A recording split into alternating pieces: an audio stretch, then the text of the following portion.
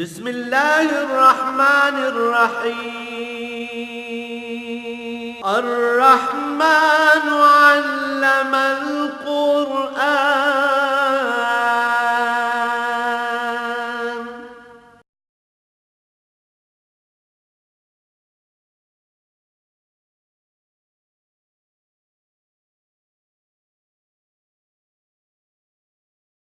الحمد للہ رب العالمین والصلاة والسلام علی حبیبہ محمد وآلہ وصحبہ اجمعین۔ اعوذ باللہ من الشیطان الرجیم، بسم اللہ الرحمن الرحیم۔ افلا یتدبرون القرآن ولو کان من عند غیر اللہ لوجدوا فیہ اختلافا کثیرا وَإِذَا جَاءَهُمْ أَمْرٌ مِّنَ الْأَمْنِ أَوِ الْخَوْفِ أَذَاعُوا بِهِ وَلَوْ رَدُّوهُ إِلَى الرَّسُولِ وَإِلَى أُولِي الْأَمْرِ مِنْهُمْ لَعَلِمَهُ الَّذِينَ يَسْتَنبِطُونَهُ مِنْهُمْ وَلَوْلَا فَضْلُ اللَّهِ عَلَيْكُمْ وَرَحْمَتُهُ لَاتَّبَعْتُمُ الشَّيْطَانَ إِلَّا قَلِيلًا۔ اللهم سبحانك لا علم لنا إلا ما علمتنا إنك أنت العليم الحكيم۔ مولایا صلی وسلم دائما ابدا علی حبیبک خیر الخلق کلہم۔ افلا یتدبرون القرآن، جو لوگ نبی اکرم صلی اللہ علیہ وآلہ وسلم کا اتباع نہیں کرتے تو ظاہر ہے دنیا میں ہر شخص کسی نہ کسی کا اتباع کرتا ہے۔ کوئی شخص بھی ماں کے پیٹ سے علم لے کر پیدا نہیں ہوتا، دنیا میں آ کر سیکھتا ہے، ماحول سے، گھر کے ماحول سے، معاشرے سے، اساتذہ سے، سکول سے، کہیں نہ کہیں سے سیکھتا ہے اور پھر اپنی زندگی کا، اپنے کردار کا، اپنے نظریات کا ایک فیصلہ کرتا ہے۔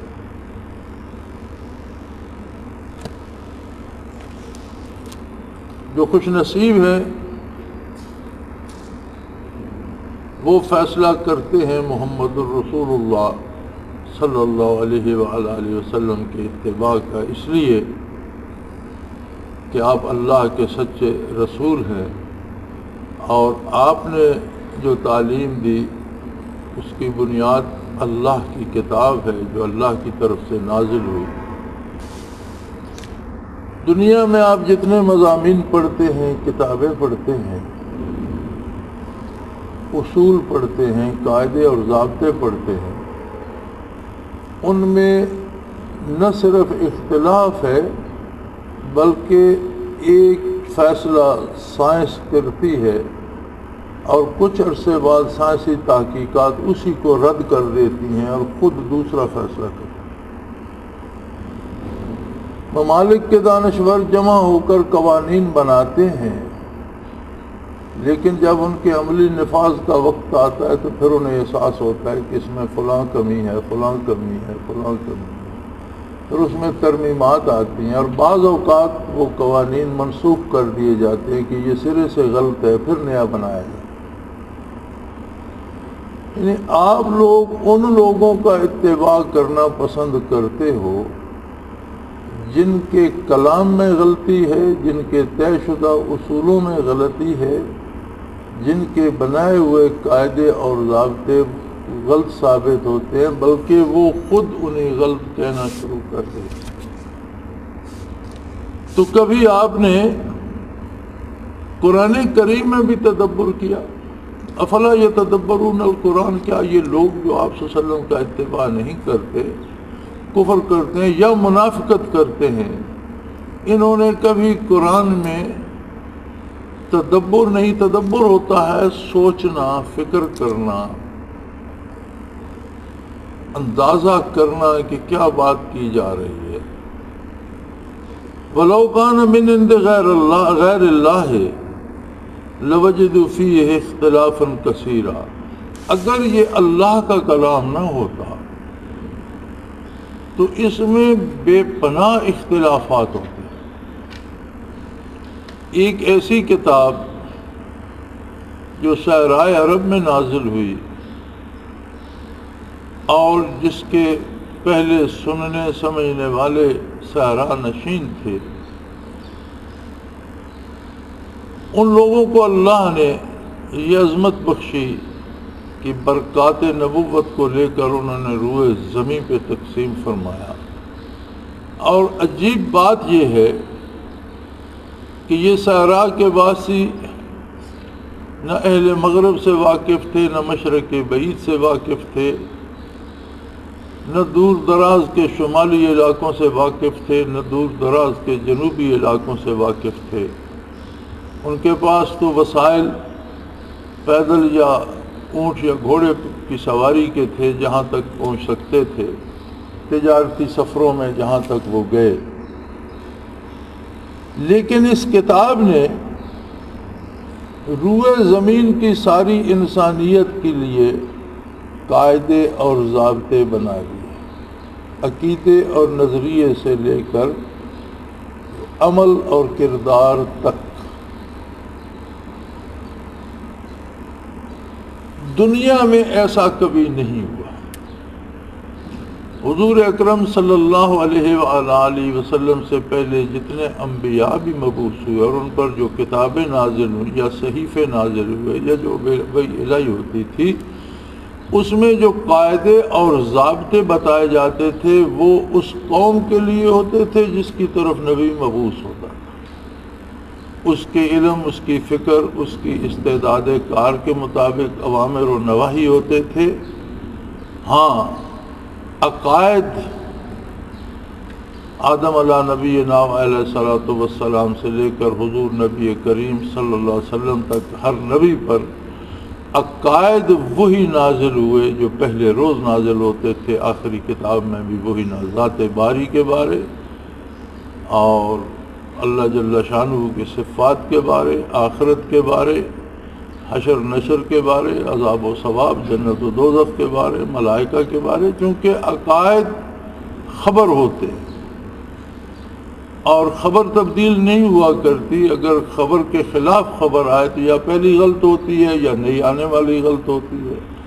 لہذا جہاں تک خبر کا تعلق تھا عقائد و نظریات تو ایک ہی رہے، لیکن جہاں تک احکام کا تعلق تھا تو ہر قوم کو اس کی استعداد اور قوت کے مطابق احکام کیے گئے۔ جب آقا نامدار صلی اللہ علیہ وآلہ وسلم مبعوث ہوئے تو آپ ساری انسانیت کے لیے اور ہمیشہ کے لیے مبعوث ہوئے، تو ضابطے بھی ایسے عطا فرمائے گئے کہ جو اپنے نزول سے لے کر قیامت تک کی ساری انسانیت کی رہنمائی کے لیے، اور یہ معمولی بات نہیں تھی۔ حضور نبی کریم صلی اللہ علیہ وآلہ وسلم کبھی جزیرہ نما عرب سے باہر تشریف نہیں لے گئے۔ آپ قوموں کے مزاج، ان کے حالات سے واقف نہیں تھے، ان کی استعداد کار سے واقف نہیں تھے، لیکن ایسے قوانین، ایسے ضابطے بنائے جن میں نہ کسی ترمیم کی ضرورت پیش آئی، نہ کوئی ان میں سے ختم ہوگا کبھی، قیامت تک کے لیے وہی اصول ہے۔ اور اگر یہ اللہ نہ بناتا، کسی انسان نے بنائے ہوتے تو یقیناً ان میں اختلافات ہوتے۔ پھر قرآن کریم نے بہت سے موضوعات پہ باتیں کی ہیں، انسان کی تخلیق پہ بات کی ہے، بارش، پانی، ہوا پہ بات کی ہے، نباتات، حیوانات، جمادات پہ بات کی ہے، بے شمار سائنسی کلیے جو بڑے دھکے کھانے کے بعد بالآخر سائنس کو تسلیم کرنا پڑتے ہیں کہ حق وہ ہے جو قرآن نے کہا۔ تو یہ اتنی باتیں ایک کتاب میں، جو چھوٹی سی کتاب ہے، تو بہت بڑی کتاب نہیں ہے، اتنی سی کتاب ہے جسے بچے بھی زبانی یاد کر لیتے ہیں، حفظ کر لیتے ہیں، جسے عام آدمی بھی حفظ کر لیتا ہے۔ اس میں ساری دنیا کے اصول، قوانین، اور سیاروں ستاروں کے بارے باتیں، چاند سورج کی بات، بادل بارش ہوا کی بات، زمین اور نباتات کی بات، حیوانات اور انسانوں کی بات، ان کا تخلیق کار، یہ ساری باتیں بھی زیر بحث آئی۔ کوئی کہیں قرآن کریم میں کسی ایک بات پہ اختلاف نظر نہیں آتا۔ یہ اس بات کی سب سے بڑی دلیل ہے کہ یہ اللہ کا کلام ہے۔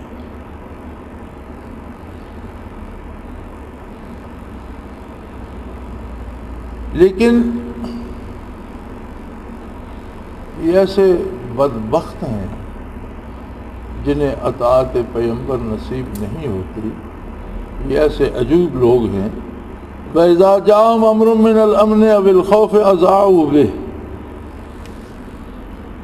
ذرا سی کہیں سے کوئی خبر لے لیتے ہیں، وہ خبر امن کی ہو یا خوف کی ہو، کسی کے جنگ کرنے کے ارادے کی ہو یا کسی لشکر کے آمد کی ہو، یا کوئی اچھی خبر ہو، کسی دوست کے آنے کی ہو یا دشمن کے آنے کی ہو، تو بجائے اس کے کہ یہ خبر بارگاہ رسالت پناہی میں عرض کرتے، یہ اسے مشہور کر دیتے ہیں، اسے پراپوگیٹ کرتے ہیں، پراپوگنڈا کرنا شروع کر دیتے ہیں، لوگوں میں پھیلا دیتے ہیں۔ قاعدہ یہ تھا کہ جس نبی صلی اللہ علیہ وآلہ وسلم نے دو جہانوں کی خبر دی، جس نے دو جہانوں کے امور کے فیصلے دیے، جس نے اللہ کی کتاب دی، اس کی بارگاہ میں عرض کرتے وَلَوْ رُدُّوهُ إِلَى الرَّسُولِ، اگر یہ اس بات کو بارگاہ نبوی میں عرض کرتے تو اگر واقعی وہ سچی خبر ہوتی اور نقصان دہ ہوتی تو اس کا تدارک ہو جاتا، اچھی خبر ہوتی تو اس کی تصدیق ہو جاتی۔ یعنی بندے مومن کے پاس جب کوئی بات ہوتی ہے تو وہ اللہ اللہ کے رسول کی طرف رجوع کرتا ہے، اور منافقین کو جب کوئی خبر پہنچتی ہے تو وہ لوگوں میں مشہور کرتے ہیں۔ وَأُولِي الْأَمْرِ مِنْهُمْ، یا اس ذمہ دار آدمی کو، اس حاکم کو، اس اولی الامر کو بتاتے، منہم جو مسلمانوں میں سے ہے، جو امیر المومنین ہے، جو مسلمانوں کا امیر ہے، اس کے پاس عرض کرتے لَعَلِمَهُ الَّذِينَ يَسْتَنبِطُونَهُ مِنْهُمْ، تو جو لوگ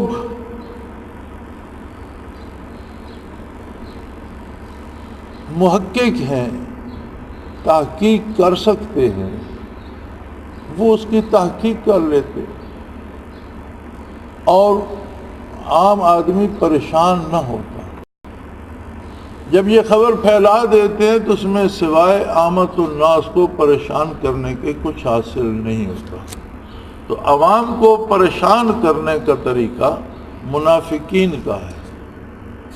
اگرچہ آج کل تو ہمارے حکمرانوں نے یہ رویہ اپنایا ہوا ہے کہ روز ایک ایسا اعلان کر دیا جائے کہ لوگ پریشان رہیں اور لوگوں کو ایک اپنی سی فکر پڑی رہے اور کسی مثبت طرف سوچ نہ سکیں یا ہم پہ کوئی سوال نہ کر سکیں کہ کیا ہو رہا ہے۔ تو یہ طریقہ کار منافقین کا ہے۔ مومن کا طریقہ یہ ہے کہ اس کے پاس کوئی خبر پہنچے تو وہ اس ذمہ دار ہستی تک پہنچاتا ہے جو ان کے فیصلے کرنے کی مجاز ہے، اور مومنوں کے فیصلے کرنے کے مجاز وہ لوگ ہوتے ہیں جو انہی میں سے ان کے امیر بنائے جاتے ہیں۔ وَلَوْلَا فَضْلُ اللَّهِ عَلَيْكُمْ وَرَحْمَتُهُ لَاتَّبَعْتُمُ الشَّيْطَانَ إِلَّا قَلِيلًا، اگر اللہ تم پہ کرم نہ فرماتا اور تم دامن رسالت کو نہ تھامتے، وَمَا أَرْسَلْنَاكَ إِلَّا رَحْمَةً لِلْعَالَمِينَ، آپ کی بعثت ساری جہانوں کے لیے اللہ کی رحمت ہے، اور جس نے دامان رسالت کو تھاما اس پر اللہ کا کرم ہو گیا، اللہ کی رحمت ہو گئی۔ اگر یہ دامان رحمت نہ ہوتا، اگر اللہ کی رحمت نصیب نہ ہوتی، اگر اللہ کا فضل اور اس کا کرم نہ ہوتا تو تمہاری اکثریت تو شیطان ہی کی پیروکار ہوتی، اللہ قلیلا، ہاں چند خوش نصیبوں کے علاوہ، اور وہ خوش نصیب وہی ہیں جنہوں نے دامان رحمت کو تھام لیا۔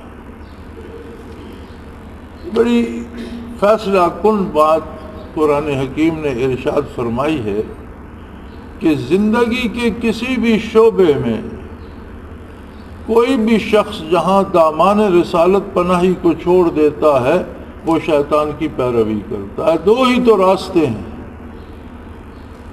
ایک راستہ اللہ و اللہ کے رسول کا ہے، اور دوسرے جتنے راستے اس کے خلاف ہیں وہ ایک ہی سمت کو جاتے ہیں کہ وہ شیطان کی پیروی کے ہیں۔ فقاتل فی سبیل اللہ، تو فرمایا میرے حبیب ایسے لوگوں کی پرواہ نہ کریں جن کے نصیب میں آپ کی اطاعت نہیں ہے اور جن کو آپ کی غلامی نصیب نہیں ہے، انہیں کوئی اہمیت نہ دیں۔ ہاں آپ اللہ کی راہ میں قتال کریں، احقاق حق کے لیے، باطل کو باطل ثابت کرنے کے لیے، ظلم کو روکنے کے لیے، قیام امن کے لیے، اللہ کی مخلوق کو غیر اللہ کی خدائی سے جان چھڑانے کے لیے، انسانوں کے گلے میں انسانوں کی غلامی کے طوق کاٹنے کے لیے آپ جہاد فرمائیے۔ لا تکلف الا نفسک، آپ کی ذمہ داری آپ کی اپنی ذات باس برکات کی ہے، دوسرے لوگوں کی طرف سے آپ جواب دہ نہیں ہیں۔ آپ جو فیصلہ فرمائیں وہ ظلم کے خلاف ہو اور اس پہ آپ پوری جانفشانی سے عمل پیرا ہوں۔ وَحَرِّزِ الْمُؤْمِنِينَ، اور ان لوگوں کو جنہوں نے آپ کا دامان رحمت تھاما ہے، جن میں نور ایمان ہے، جو مومن کہلاتے ہیں، انہیں ترغیب دیجئے کہ وہ آپ کے اتباع میں اور آپ کی اطاعت میں جانوں کے نذرانے پیش کریں۔ عَسَى اللَّهُ أَن يَكُفَّ بَأْسَ الَّذِينَ كَفَرُوا، اللہ قادر ہے۔ جو مشرکین اور کفار بڑے دعوے کر رہے ہیں کہ ہم مدینۃ النبی کو یا اسلام کو ختم کر دیں گے، اللہ انہیں اس کی توفیق نہیں دے گا۔ وہ قادر ہے، وہ کافروں کا زور توڑ دے گا، ان میں وہ قوت نہیں رہے گی، یہ مومنین کا اور مسلمانوں کا کچھ نہیں بگاڑ سکیں گے۔ اس لیے واللہ اشد باسا واشد تنکیلا، اللہ جل شانہ جب کسی کی حمایت کرتا ہے، اللہ جل شانہ جب کسی کو فتح دینا چاہتا ہے تو اس کے مقابلے میں کوئی کھڑا نہیں ہو سکتا، اور وہ سخت سزا دینے والا ہے۔ جب کوئی اللہ کے رسول کی مخالفت کرتا ہے تو اللہ کی بارگاہ سے اس پہ سزا مسلط ہو جاتی ہے۔ ہماری مصیبت یہ ہے کہ اب جب یہ آیات مبارکہ پڑھتے ہیں تو ہم انہیں اس زمانے پہ ان کا اطلاق کر دیتے ہیں کہ یہ کافروں سے کہا گیا، یہ مومنین کو بشارت دی گئی، لیکن یاد رکھیں قرآنی آیات کا نزول بے شک خاص ہو، اس کا حکم عام ہوتا ہے، اور قرآن قیامت تک کے لیے ساری انسانیت کے لیے ہے۔ آج بھی ہمیں مخاطب کر کے فرما رہا ہے کہ اگر تم قرآن پر عمل پیرا ہوگے اور دامان محمد الرسول اللہ کو تھامو گے اور باطل کے خلاف اور حق کو غالب کرنے کے لیے آج بھی جذبہ جاں سے پاری تم میں موجود ہوگا تو اللہ قادر ہے کہ کافروں کی قوت توڑ دے اور تمہاری مدد فرمائے۔ لیکن اگر تم نے دامان رسالت چھوڑ دیا تو یاد رکھو اللہ کے عذاب کی زد میں آ جاؤ۔ ہم اگر اپنا آج کا حال دیکھیں تو ہم اس حال کو پہنچ گئے ہیں کہ رفتہ رفتہ پہلے تو یہ ہوا کہ چیزیں مہنگا ہونا شروع ہوئیں اور غریب کی رسائی سے باہر چلی گئیں. غریب کا بیٹا ترستا رہتا تھا اور امراء کے کتے بھی اچھے کھانے کھاتے تھے. غریب کے لیے بستر میسر انسان کے لیے نہیں تھا، امراء کے کتوں کے لیے نرم بستر ہوتے تھے. لیکن اب بڑھتے بڑھتے عذاب کی صورت یہ بن گئی کہ اب جس کے پاس پیسے ہوتے ہیں اسے بھی چیز نہیں ملتی. یعنی عذاب الہی کی یہ صورت ہے کہ گاڑی پاس ہے، رقم پاس ہے، اب تیل نہیں ملتا کہ اسے چلائیں. پیسے پاس ہیں اور آٹا نہیں ملتا کہ شام کو کھانا کھائیں. سرمایہ جن کے پاس ہے ان سے بھی چیزیں نایاب ہوتی جا رہی ہیں. تو یہ عذاب الہی ہے اور کیا ہے. اور عذاب الہی کا سبب بنیادی کیا ہے؟ نبی کریم صلی اللہ علیہ وسلم کی نافرمانی. فرمایا یہ تو عمل پر اثر مرتب ہو رہے ہیں. یہاں تو معاملہ اتنا نازک ہے کہ من یشفع شفاعتا حسنۃ یکن لہ نصیب منہا. کوئی مشورہ بھی دیتا ہے کسی کو اور اچھا مشورہ دیتا ہے تو اس کے اجر میں اسے بھی بدلے میں ثواب ملتا ہے.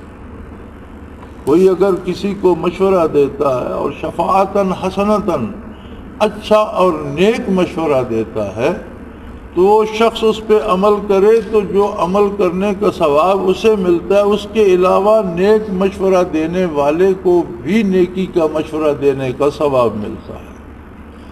اور یہ بھی یاد رکھ لو وَمَن يَشْفَعْ شَفَاعَةً سَيِّئَةً، جو کوئی برائی کرنے کا مشورہ دیتا ہے خود تو نافرمان ہے ہی بارگاہ رسالت کا، دوسرے کو بھی نافرمانی پہ اکساتا ہے، لہو کفل منہا، اسے اس کی برائی میں سے اسے بھی عذاب نصیب ہوگا.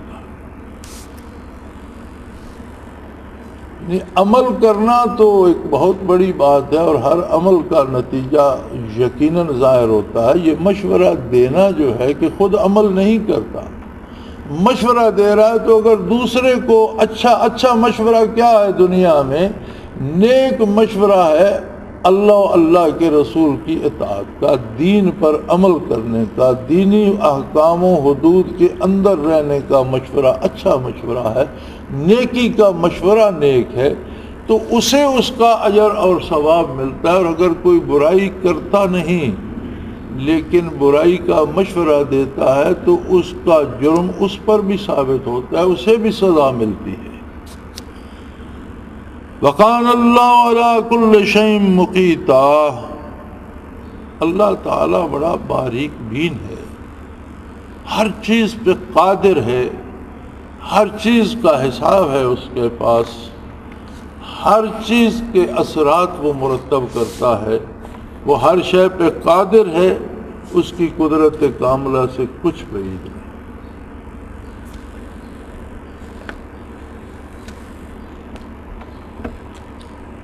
وَإِذَا حُيِّيتُم بِتَحِيَّةٍ فَحَيُّوا بِأَحْسَنَ مِنْهَا أَوْ رُدُّوهَا إِنَّ اللَّهَ كَانَ عَلَىٰ كُلِّ شَيْءٍ حَسِيبًا.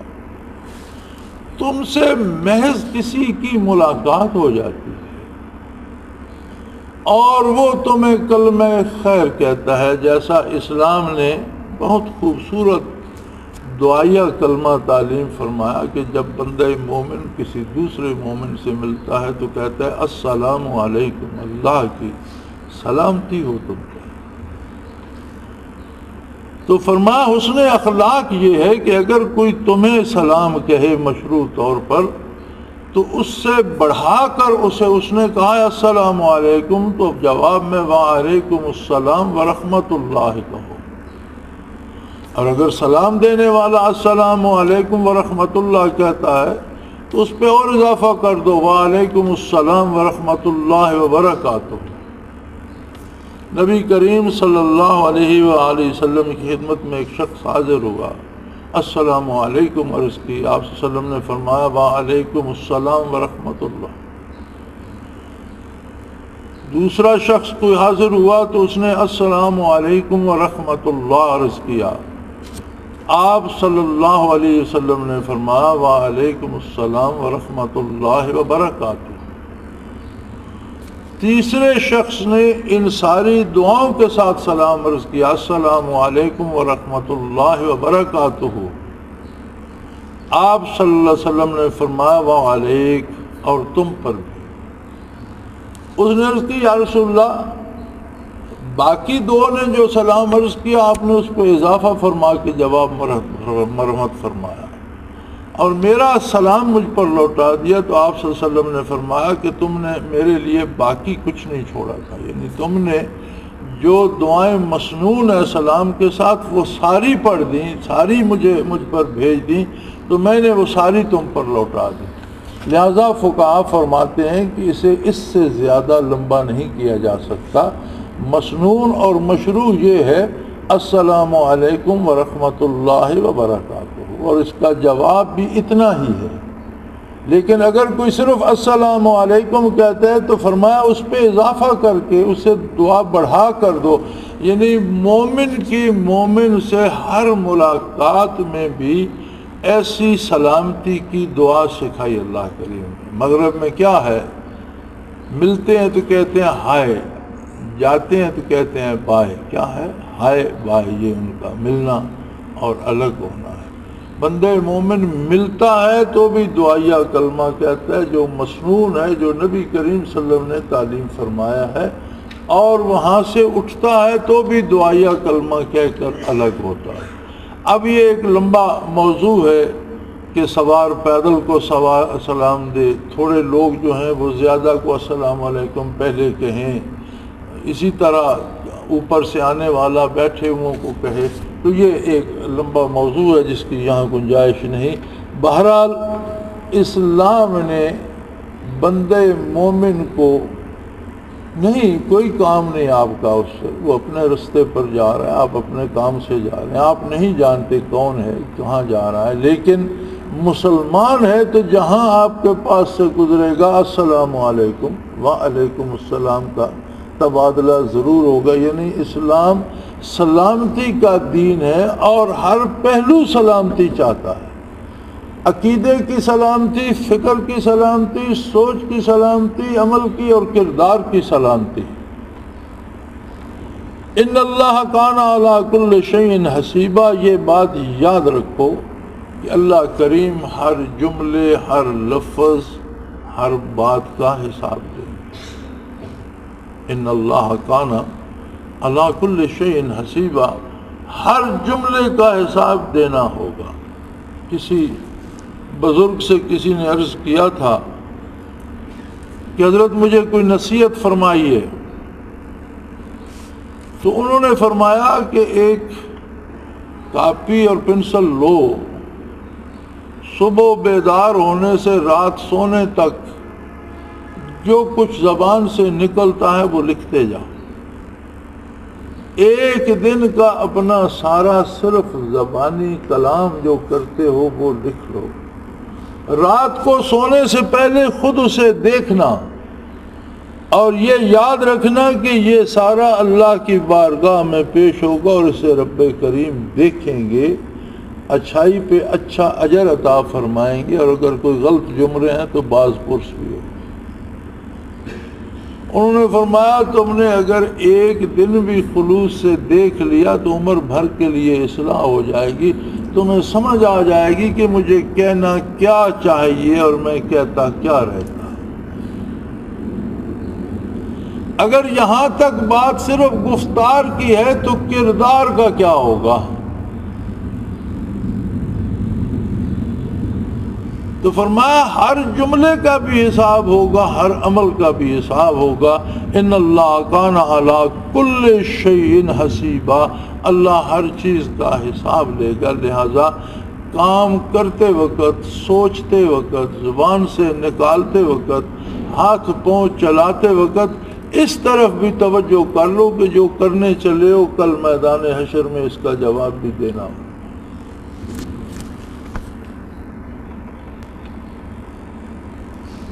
اللہ لا الہ الا ہو، طے شدہ بات ہے۔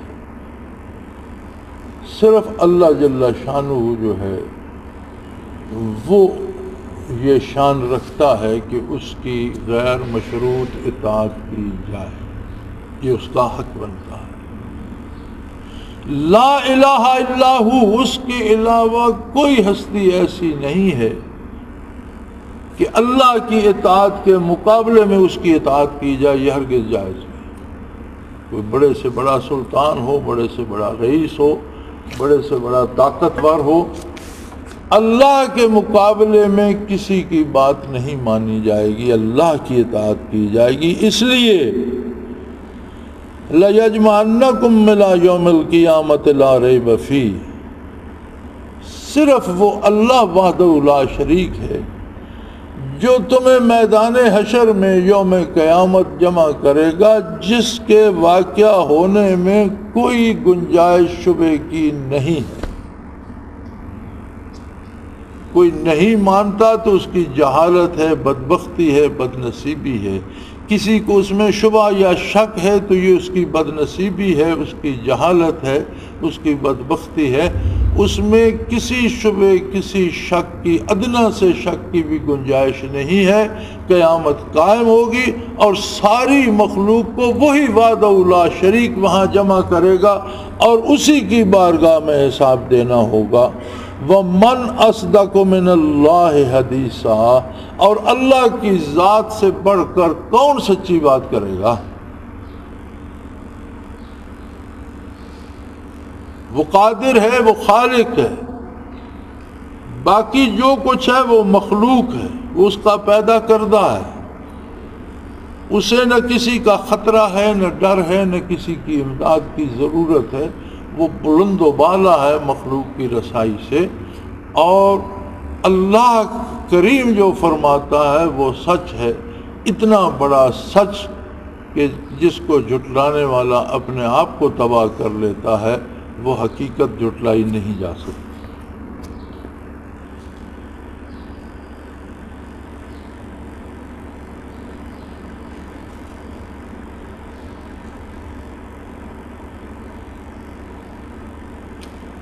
فَمَا لَكُمْ فِي الْمُنَافِقِينَ فِئَتَيْنِ وَاللَّهُ أَرْكَسَهُمْ بِمَا كَسَبُوا أَتُرِيدُونَ أَن تَهْدُوا مَنْ أَضَلَّ اللَّهُ وَمَنْ يُضْلِلِ اللَّهُ فَلَنْ تَجِدَ لَهُ سَبِيلًا۔ مسلمانوں کو منافقین کے بارے میں دو رائے نہیں رکھنی چاہیے۔ کچھ لوگ ذرا ڈھیلے ڈھالے ہوتے ہیں، وہ چاہتے ہیں کہ منافقین کے ساتھ بھی، کفار کے ساتھ بھی تعلق رکھا جائے، ہو سکتا ہے وہ بھی مسلمان ہو جائیں گے۔ فرمایا کفر اور نفاق یہ دنیا میں بھی اللہ کی طرف سے بطور سزا مسلط ہوتا ہے۔ یوں ہی نہیں آ جاتا کہ ایک بندہ دل سے اللہ کی اطاعت چاہتا ہے، دل سے اللہ پر ایمان رکھتا ہے، دل سے نبی کریم صلی اللہ علیہ وسلم کی پیروی کرنا چاہتا ہے اور اتفاقاً منافق ہو جاتا ہے۔ ایسا نہیں ہوتا۔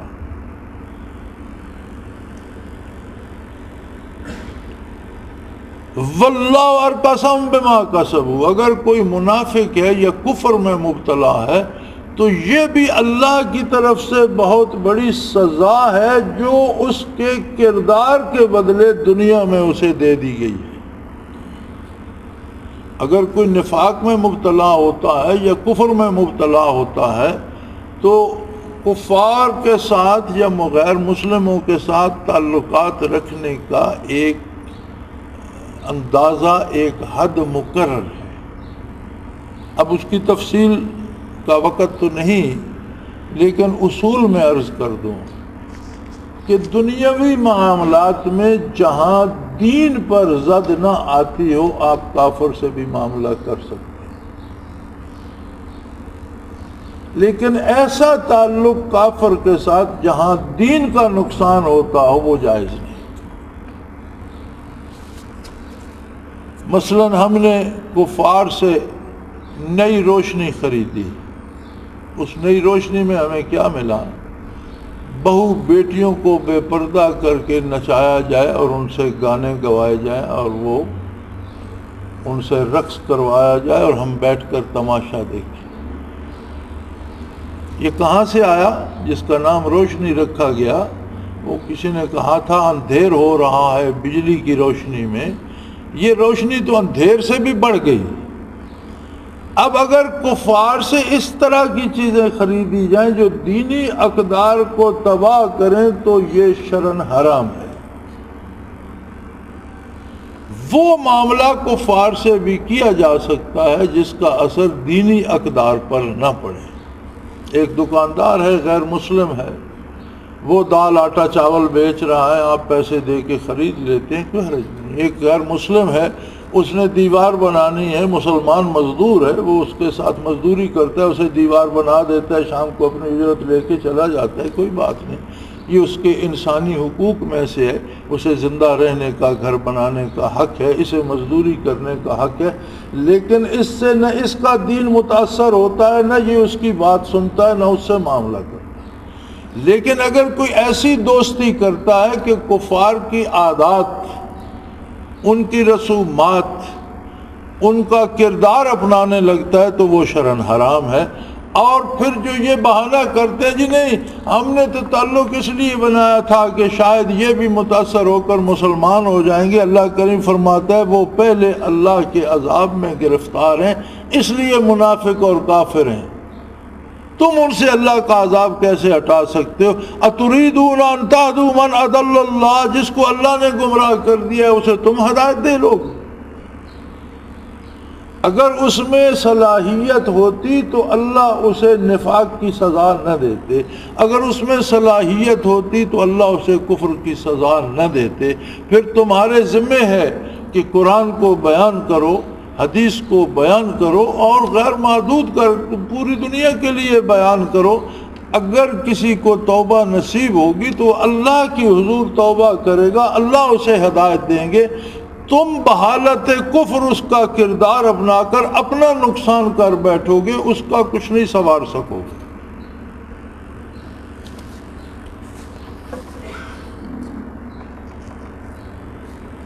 وَمَن يُضْلِلِ اللَّهُ فَلَن تَجِدَ لَهُ سَبِيلًا، جس سے اللہ گمراہ کر دے، جس کی بات اللہ سے بگڑ جائے، جس سے ایسا جرم ہو جائے کہ اس کے بدلے اللہ اس سے نور ہدایت چھین لے، اس کے لیے کوئی شخص کوئی راستہ نہیں بنا سکتا۔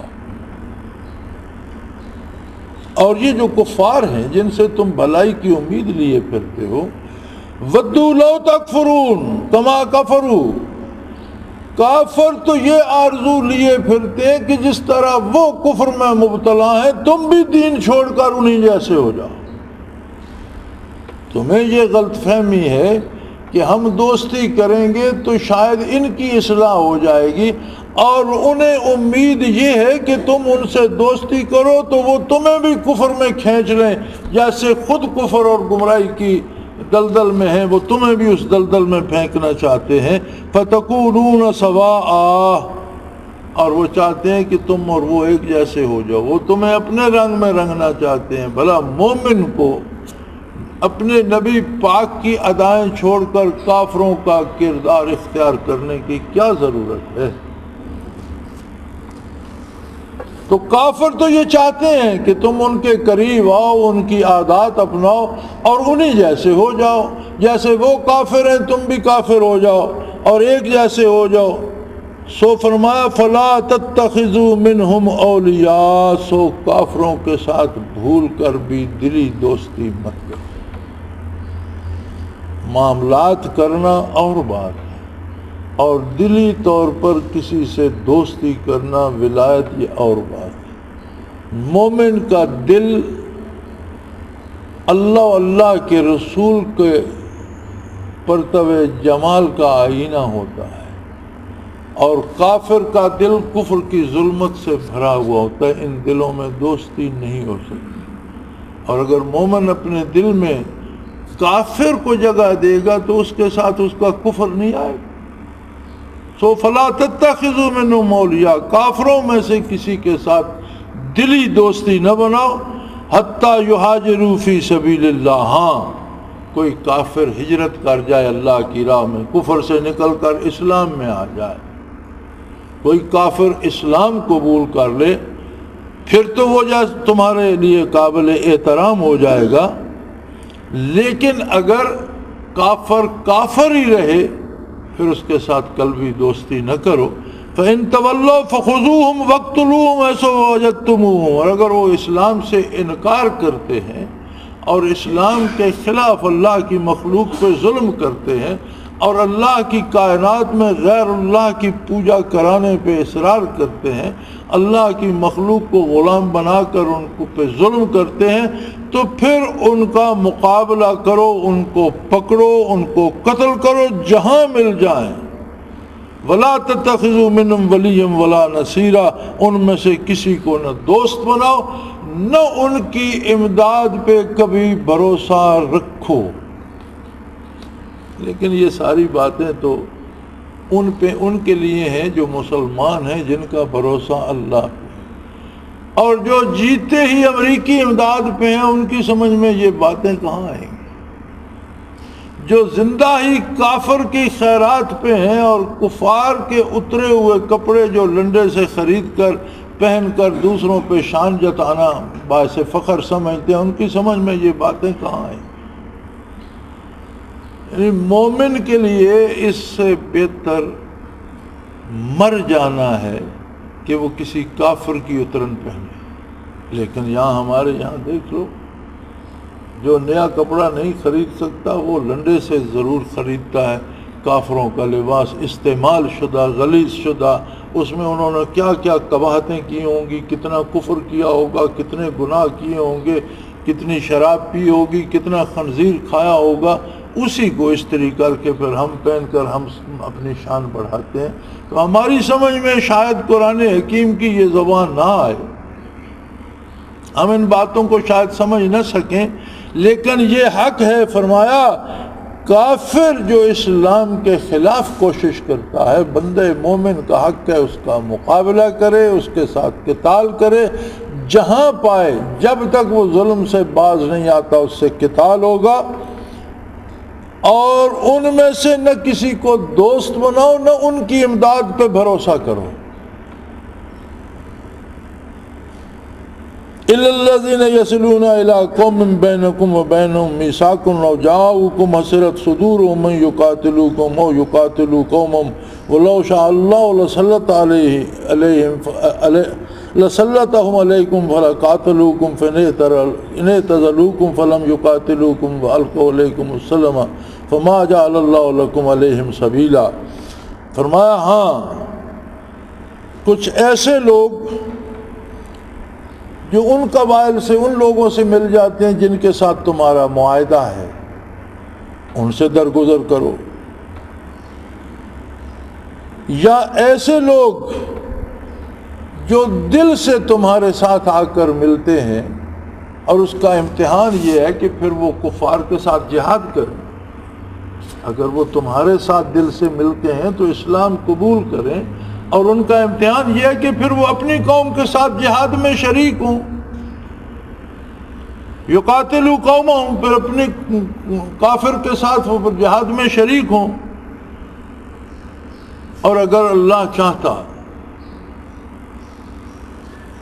لَسَلَّطَهُمْ عَلَيْكُمْ فَلَقَاتَلُوكُمْ، اگر اللہ چاہتا تو کفار کو تم پر مسلط کر دیتا اور وہ تمہیں قتل کرتے چلے جائے. اب اپنا حال دیکھیے، کیا آج مسلمانوں پر کافر مسلط نہیں ہے؟ پوری دنیا میں ان کا قتل عام نہیں کر رہے؟ یہ کیا کافر اپنی قوت سے ہم پر مسلط اور ہم کمزور ہیں؟ ہرگز نہیں. اگر دنیا کے معاشی نظام کا جائزہ لیا جائے تو 80% سے زیادہ زندگی کے وسائل مسلمانوں کے پاس. دنیا کی ساری بہترین بندرگاہیں مسلمانوں کے پاس، دنیا کی ساری زرخیز زمینیں مسلمانوں کے پاس، دنیا کی بڑی معدنی دولت، تیل، کولا، سونا، چاندی کے ذخیرے مسلمانوں کے پاس، اور مار بھی مسلمان ہی کھا رہے ہیں. کیوں؟ فرمایا اگر تم کافروں کو دوست بناؤ گے اور کافروں کے مشوروں پر عمل کرو گے تو ہم بطور سزا تمہارے اوپر کافروں کو مسلط کر دیں گے، وَلَا قَاتَلُوكُمْ، اور وہ تمہیں قتل کریں گے، ماریں گے اور تمہیں رسوا کریں گے۔ نزول آیت کے وقت تو یہ تنبیہ کی گئی کہ اگر تم ایسا کرو گے تو تمہارے ساتھ یہ سلوک ہوگا۔ آج ہم دیکھ رہے ہیں کہ ہم نے دامن مصطفی کو چھوڑ کر کافروں کے ہاں پناہ لی، کافر اللہ نے ہم پر مسلط کر دیے، آج وہ ہمیں قتل کر رہے ہیں، مار رہے ہیں، اور ہمارے قتل پر افسوس بھی نہیں کرتے، اور ہماری حکومتوں میں اتنی سی جان رہ گئی ہے کہ وہ کہتے ہیں ہمارے بندے مارے گئے تھے، ہم نے احتجاج کیا۔ احتجاج کیا ہوتا ہے؟ کوئی طاقتور گاؤں کا چودھری غنڈہ کسی کمین غریب کو، مزدور کو، غلام پیشہ کو پکڑ لے اور اسے جوتے مارنا شروع کر دے، اور جب چھوڑ دے تو وہ ضرور شکایت تو کرے گا کہ چودھری صاحب آج آپ نے بہت مارا۔ اسے سیاست کی زبان میں احتجاج کہتے ہیں۔ تو ہمارے مسلمان حکمرانوں میں اتنی سی جرت رہ گئی ہے کہ سارے جوتے کھانے کے بعد کہتے ہیں جی آج تو آپ نے بہت زیادہ مارا چودھری صاحب، آپ کی مہربانی، پھر بھی آپ کا کرم۔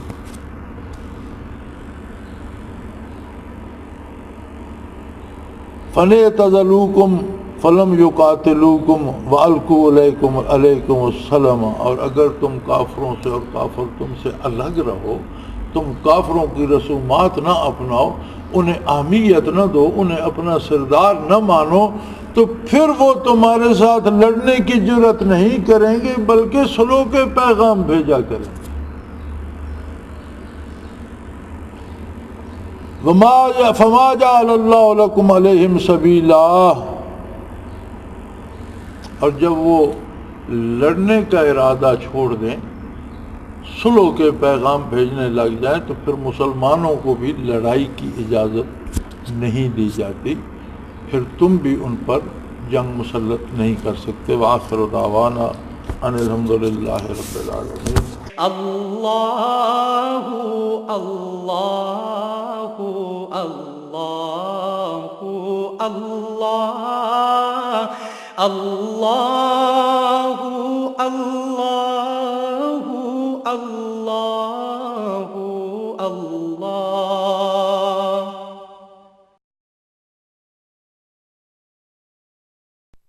حضرت امیر محمد اکرم آوان مد ظلہ العالی دارالعرفان منارہ ضلع چکوال میں سالہ سال سے قرآن و حدیث کے اوپر خطابات کر رہے ہیں اور سلسلہ نقشبندیہ اویسیہ کے مطابق لوگوں کو ذکر الہی کی تربیت دے رہے ہیں۔ وہ قرآن پاک کی تفسیر ترتیب وار بیان کر رہے ہیں۔ تفسیر قرآن کو وہ موجودہ ملکی اور بین الاقوامی حالات کے مطابق بیان کرتے ہیں۔ موٹر وے سے کلر کہار کے انٹرچینج سے نکلتے ہوئے، کلر کہار کی جھیل سے ہوتے ہوئے، میانی، بوچھال اور نور پور سے گزرتے ہوئے دارالعرفان منارہ پہنچ سکتے ہیں۔ حضرت امیر محمد اکرم آوان نے بچیوں اور بچوں کی دینی اور دنیاوی تعلیم کے لیے سقارہ اکیڈمی کے نام سے ایک درسگاہ بھی قائم کی ہے، جس کا افتتاح ملک پاکستان کے صدر جنرل محمد ضیاء الحق نے اپنے دست مبارک سے کیا تھا۔ وہ تمام احباب جو اسلام کی طلب رکھتے ہیں ان سے گزارش ہے کہ دارالعرفان منارہ ضلع چکوال میں امیر محمد اکرم آوان صاحب کے خطابات سے مستفید ہوں۔ وہ ہر جمعے کو نماز سے پہلے بیان فرماتے ہیں۔ ہر ماہ کی پہلی اتوار کو ماہانہ اجتماع ہوتا ہے جس میں آپ خصوصی خطاب فرماتے ہیں اور پاکستان کے چاروں صوبوں سے احباب اس اجتماع میں شرکت کرتے ہیں۔ اس کے علاوہ یہاں سال میں 2 مرکزی اجتماعات بھی ہوتے ہیں، ایک رمضان المبارک میں اعتکاف کا اجتماع اور دوسرا جولائی اور اگست میں 40 دن کا اجتماع ہوتا ہے جس میں روحانی تربیت کی جاتی ہے۔ اپنا خون سیماب دے کر اتنا ہم کر جائیں گے، نام آقا کا چمن میں پھر رقم کر جائیں گے۔